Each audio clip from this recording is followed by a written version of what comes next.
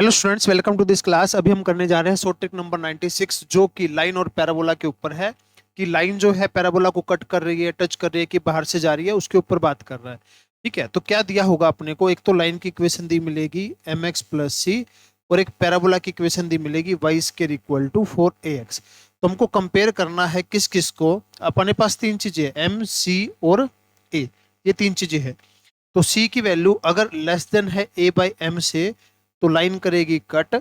c equal to a by M है तो line करेगी टच। यहाँ पे इसको टच भी बोल सकते हैं और यहाँ पे इसको क्या बोल सकते हैं?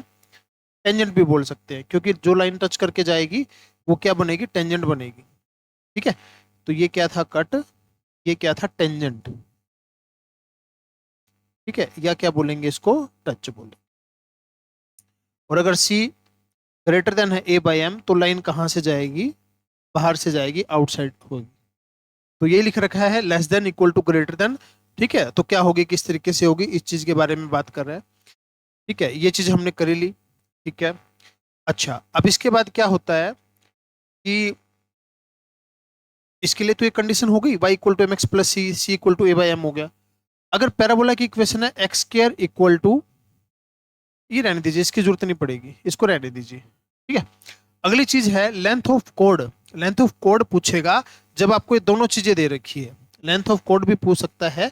एक ही ट्रिक के अंदर मैं काफी कुछ कवर करने की कोशिश कर रहा हूँ।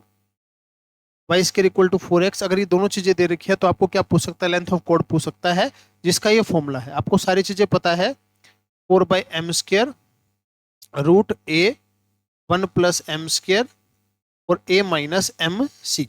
ये फॉर्मूला पुट कर देंगे तो आपका जो है लेंथ ऑफ कोड आ जाएगी। बस ये फॉर्मूला देखो, थोड़ा सा याद रखना पड़ेगा। तो लेंथ ऑफ फोकल कोड की बात करें, ये लेंथ ऑफ कोड है खाली, लेंथ ऑफ कोड है खाली, ये लेंथ ऑफ फोकल कोड है। ठीक है, एंगल आपको दे रखा होगा, एंगल अल्फा बना रही है एक्स एक्सिस के साथ, तो 4a कोसेकेंट स्क्वायर अल्फा। ठीक है, तो ये तीन चीजें याद रखनी है। सबसे पहले तो लाइन टच कर रही है, कट कर रही है कि बाहर से जा रही है।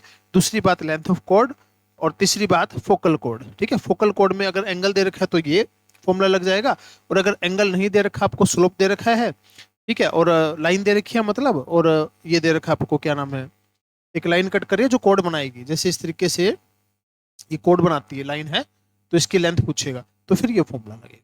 ठीक है,